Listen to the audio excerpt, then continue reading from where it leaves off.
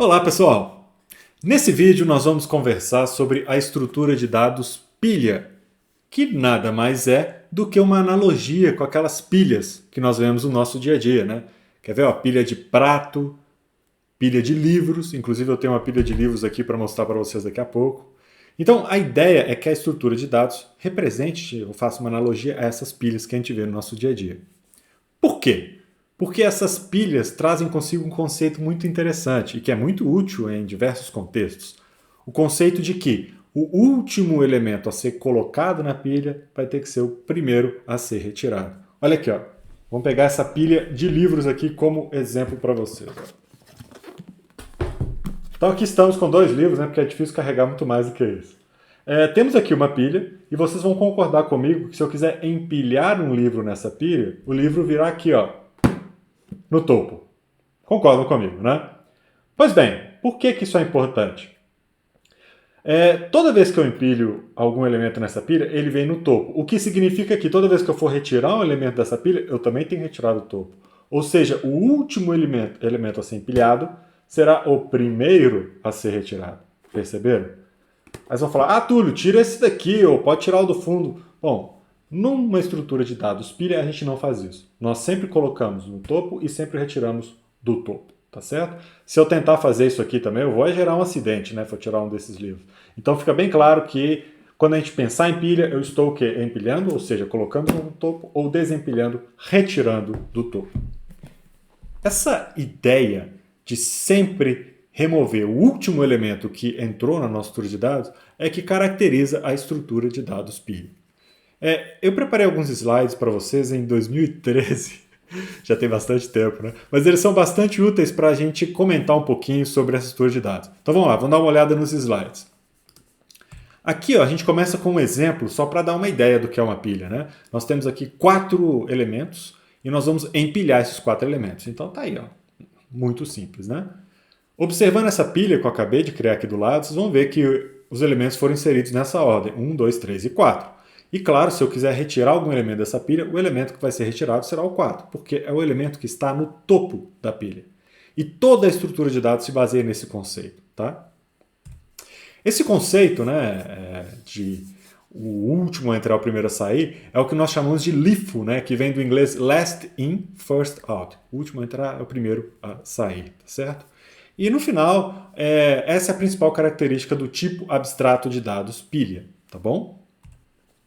A palavra pilha em inglês, né, significa stack. Stack em inglês é pilha em português. Então, geralmente, quando vocês forem trabalhar com pilhas, vocês verão essa estrutura com o nome stack, ok?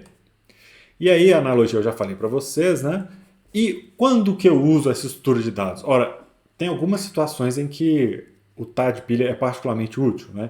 Quando nós vamos fazer chamadas subprogramas, avaliação de expressões aritméticas, entre outros campos, né? Quando eu quero substituir recursividade por um algoritmo iterativo, a gente geralmente implementa isso por meio de uma pilha, entre outros, etc, etc. Tá bem? Bom, quais são as operações elementares de um tipo abstrato de dados pilha? Vamos lá, vamos conversar sobre cada uma aqui rapidinho. Primeiro, é claro, nós vamos ter uma função para inicializar o TAD pilha, né? Só para definir o valor inicial ali das variáveis. Uma função que verifica se a pilha está vazia. Por exemplo, essa pilha é vazia, vai retornar 1, se ela estiver vazia, 0, caso contrário.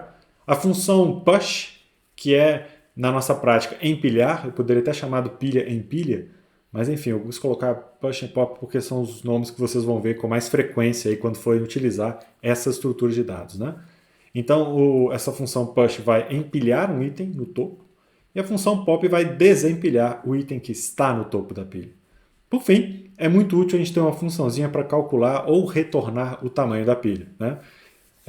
Sabendo que vai ter essa função, faz todo sentido se eu colocar um inteirozinho ali para armazenar o tamanho, não ter que ficar percorrendo a pilha para descobrir o tamanho, né? Mas enfim, nós conversaremos sobre isso depois, né? E claro, isso depende da implementação também. Mas vamos lá, vamos complicar agora não, vamos falar um pouquinho sobre esse TAD pilha, né? Nós podemos implementar essa estrutura de dados utilizando diferentes técnicas, diferentes estruturas de dados. Tá? Nós podemos implementar uma pilha, por exemplo, utilizando um array, um vetor. Né? Nós podemos utilizar por meio de ponteiros, né, e fazer o encadeamento que vocês já viram nas listas encadeadas. Eu posso, inclusive, utilizar uma lista encadeada, né, para implementar um tá de pilha, ok? E nós vamos discutir aqui um pouquinho qual que é a ideia por trás de cada uma dessas possíveis implementações. Depois eu mostro um exemplo, depois a gente vem cá e implementa a pilha do início ao fim, juntos aqui no computador, tá bom? Bacana. Então vamos primeiro falar de pilhas por meio de arrays, usando arrays ou vetores, como queiram.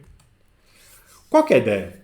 A ideia é simples. Os itens da pilha serão armazenados em posições contíguas de memória, porque é um array. Vocês já sabem disso, né? Isso aqui não é novidade para ninguém. Sabem disso já há bastante tempo, desde o semestre passado, né? O fato é que, como as inserções e as retiradas ocorrem no topo da pilha, eu vou ter um campo, um inteiro, chamado topo, para dizer onde que está o topo da pilha, né? Qual que é o índice que representa o topo, tá? E basicamente é isso que a gente vai fazer. Olha aí, ó. Então nós vamos ter um vetor, que eu representei aqui de forma vertical, né? Posição inicial até a última. Coloquei 1, 2, mas nós sabemos que em C começa de 0, né? Nós indexamos o primeiro elemento de um vetor usando o índice 0. Vocês sabem disso? Então, basicamente, o que eu vou ter? Eu vou ter o tamanho máximo do vetor que eu criei. Eu vou criar um vetor auxiliar para poder comportar os elementos da pilha. E eu vou ter um inteirozinho lá, que eu estou chamando aqui de topo, que vai me dizer onde está o topo, né? E aí, o que é inserir? É inserir na posição topo mais 1. O que é retirar? É retirar quem está na posição topo e fazer topo igual a topo menos 1. Perceberam como funciona? Então, eu vou ter um índice topo que vai me dizer em qual posição está o elemento que vai ser retirado, ou o último elemento que foi inserido, tá bom? E aí nós conseguimos simular isso com facilidade, né? Começa vazia, aí se eu vou inserindo, eu vou fazendo uma pilha, né? Aqui é a posição 0, aqui é a posição topo, e quando eu vou retirando, eu vou desfazendo essa pilha. E eu posso ficar fazendo, refazendo quantas vezes eu quiser, claro. Mas eu acho que dá uma ideia boa, é bem tranquilo, bem fácil implementar uma pilha utilizando um array. A outra opção, que felizmente também não é complicada, tá? É implementar a nossa pilha utilizando ponteiros. Já fizeram isso com lista. E a boa notícia é que é praticamente a mesma coisa, tá? Bom, eu vou explicar passo a passo, mas acho que já facilita imaginar que não tem muita diferença. Inclusive, eu posso utilizar uma lista para implementar uma pilha. Inclusive, vocês farão isso na aula prática daqui a pouco, tá? Mas vamos lá. Uma sugestão, né? Vale a pena criar um campo tamanho, né? Só para evitar que você tenha que percorrer a sua pilha ali para descobrir quantos elementos tem nela. Então nós vamos criar esse campo tamanho, tá? E cada célula da pilha vai ter o elemento, o dado que está armazenando ali, né? Por exemplo, referência a um livro, sei lá. E vai ter um apontador para outra célula. Ou seja, nós faremos aquele sistema de lista encadeada, né, que vocês já fizeram. Mais ou menos isso aqui, ó. Vou tentar desenhar, não sou o melhor disso não, mas vamos lá. Então vamos lá, vou fazer aqui um esquema, né, do que seria essa célula, né? Nós teremos lá uma célula aqui, né? Tá aqui. Vamos ter alguns campos lá dentro, né? No caso aqui vai ter o item, né, que a informação que eu estou armazenando. E vai ter um ponteiro prox que aponta para o próximo item da pilha, né?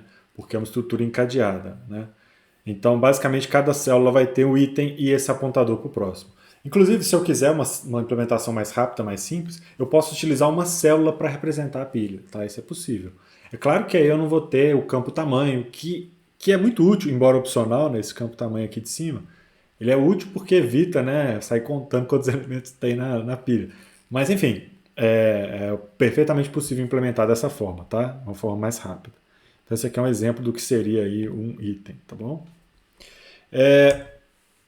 Então, o registro pilha, caso eu queira criar um registro especial para pilha, não queira usar uma célula, né, vai ter o quê? O apontador para o topo da pilha.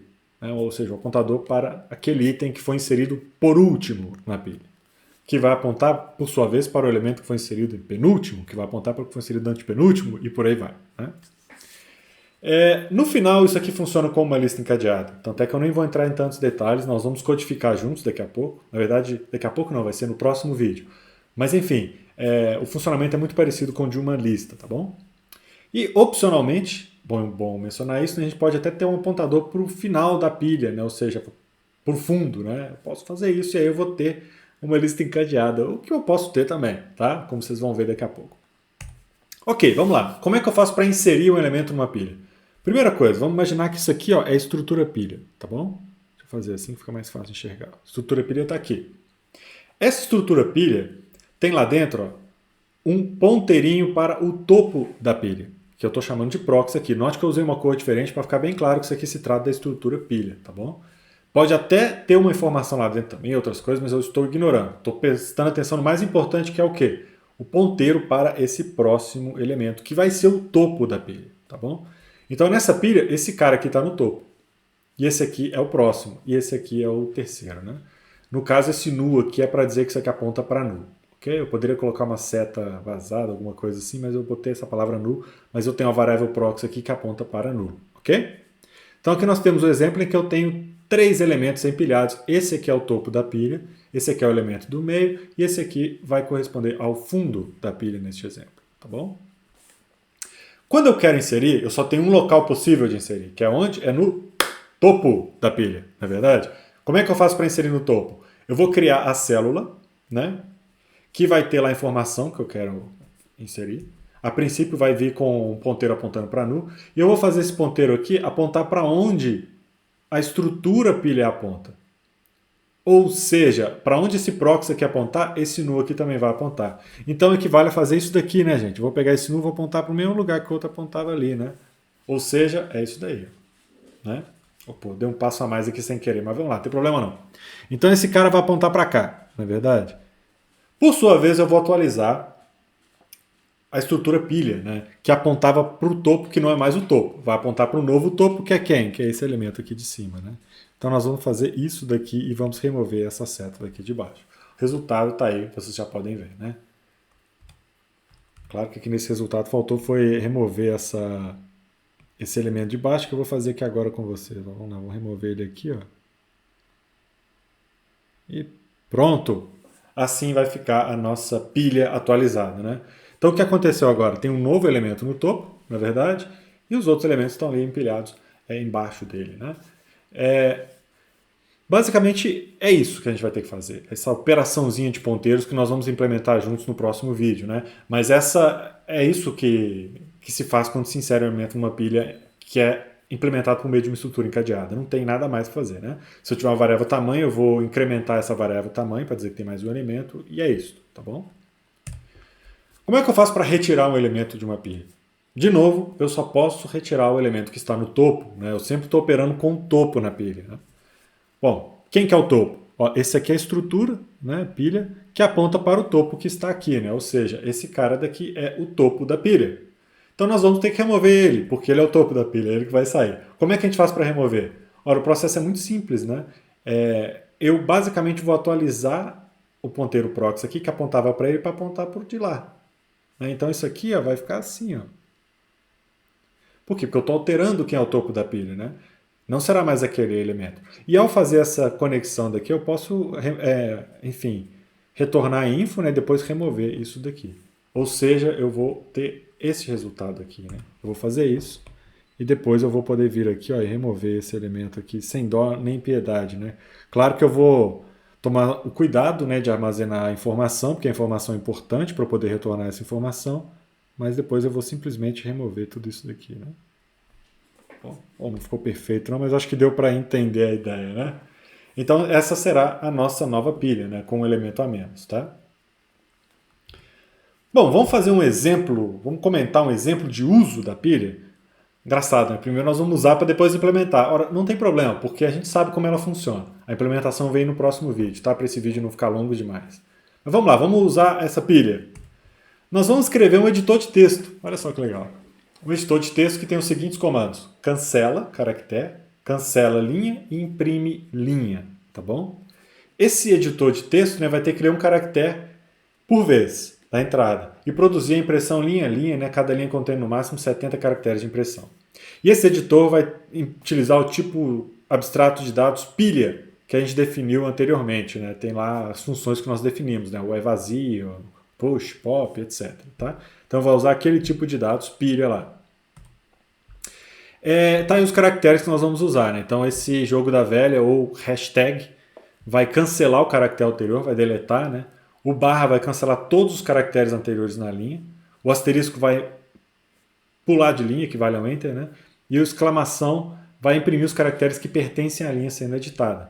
iniciando uma nova linha de impressão a partir do caractere imediatamente seguinte ao caractere salta linha, pula linha, quebra linha, enfim, tá bom? Aí tem um exemplo de texto que eu posso utilizar nesse nosso editor, esse editor maravilhoso, né? Bom, claro que o que a gente está fazendo aqui é muito simples, né? O objetivo não é complicar nesse momento, mas vocês podem observar que a gente está implementando aí os recursos básicos no editor de texto mesmo, né? Você vai inserindo elementos, quando você deleta usando backspace, você está voltando, né? Ou seja, você está retirando quem está no topo dessa pilha, então eu vou empilhando esses caracteres, dependendo do que aparecer eu vou desempilhando, né, ou continuo empilhando, até que no final eu vou ter o texto para ser impresso, tá bom? Ok. Dá para ter uma ideia, né, do quão útil é uma pilha no editor de texto, né? Inclusive, se eu quiser implementar recursos como Ctrl+Z, esse tipo de coisa, tudo isso a gente utiliza pilha, tá? Para todo esse tipo de situação. Então tá bom. Então vamos lá para a implementação. A gente vai utilizar um TAD, um tipo abstrato de dados, sem conhecer os detalhes de implementação desse tipo abstrato de dados, né, como a gente faz na prática.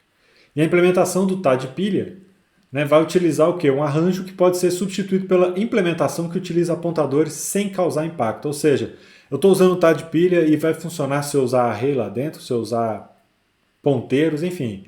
Tanto faz como esse TAD pilha foi implementado. É claro que você vai ter uma diferença em termos de consumo de memória e outras coisas, mas o código que eu vou apresentar para vocês funciona independente de como a pilha foi implementada internamente, né? Então tá aí o código, né? Vocês podem ver. Então aqui, olha só, vamos passar isso aqui devagar, né? Claro que nós estamos na função main, ou seja, esse código será executado, né, assim que nós rodarmos o programa. E o que a gente faz? Aqui nós estamos criando, né, uma pilha. Tá? Então estamos alocando memória para a pilha, né, que no caso é aquela estrutura que tem um ponteiro para o topo. Não é isso? Estou criando um item X, estou usando esse item aqui para representar o item, que pode ser qualquer coisa. No exemplo aqui, esse item é um char, então eu vou dizer que esse item com I maiúsculo aqui nada mais é do que um char, tá bom? Então é uma outra palavrinha que eu estou usando para o char. Dá para fazer isso usando typedef, né? Typedef char item, ou seja, o item equivale a um char ali. A vantagem de fazer isso é que, enfim, se eu quiser mudar o tipo, quiser fazer alguma coisa, eu preciso mudar menos coisas no código, né? Ok. Chamamos a função pilha inicia, passando, claro, um ponteiro para a pilha, né? Queremos alterar aquela estrutura. E aí, lemos um caractere da entrada. Se esse caractere for diferente do EOF, aqui eu tenho uma série de constantes, tá, gente? EOF, cancela, aqui eu tenho cancela linha, né? Então tem todas essas estruturas para poder... todas essas constantes, perdão, para poder representar as possíveis ações no programa. Eu não coloquei aqui não para o código ficar menor, mas eu tenho essas constantes definidas. Então, o cancela seria o hashtag, né? O salta seria o asterisco, esse tipo de coisa. Então, se o X do caractere for o caractere cancela, eu vou verificar se a pilha não está vazia. Se não estiver vazia, eu vou fazer um pop, ou seja, cancelar, né? Voltar, deletar. Não é isso? Eu vou tirar quem está no topo da pilha. Note que eu estou inserindo os caracteres, né? Estou colocando os caracteres. Eventualmente eu vou voltando, né? Tá bom? Eu fiz o contrário, né? Eu tenho que fazer assim porque o vídeo é espelhado, né? Então, se eu estou inserindo os caracteres, eventualmente, quando eu estou fazendo pop, eu estou retirando. Colocando, retirando. É push, pop. Perfeito? Bom, então se for o cancela, eu faço isso. Eu somente retiro se a pilha não estiver vazia, obviamente. Agora, se for o cancela linha, né, eu vou e reinicializo a pilha. Ou seja, começa a pilha toda do zero, tá bom? Se for o salta, o que é o salta? É pular a linha, né? Aí eu vou e imprimo a pilha tal como ela está.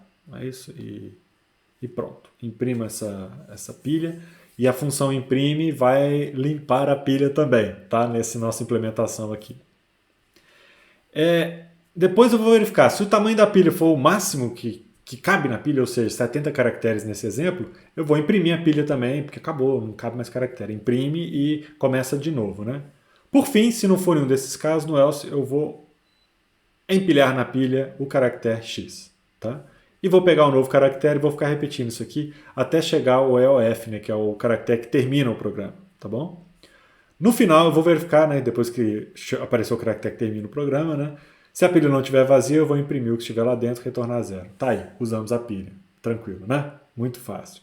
Bom, por fim, eu queria mostrar para vocês a implementação da função pilha imprime, porque essa é uma função especial. Ela não só imprime, como deixa a pilha vazia depois de imprimir. Né?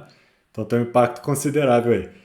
É claro que essa função não faz parte de uma pilha normal, é uma função que nós estamos implementando como parte daquele exercício lá do texto, tá bom? Que é o exemplo aí que eu estou mostrando de uso da pilha para vocês.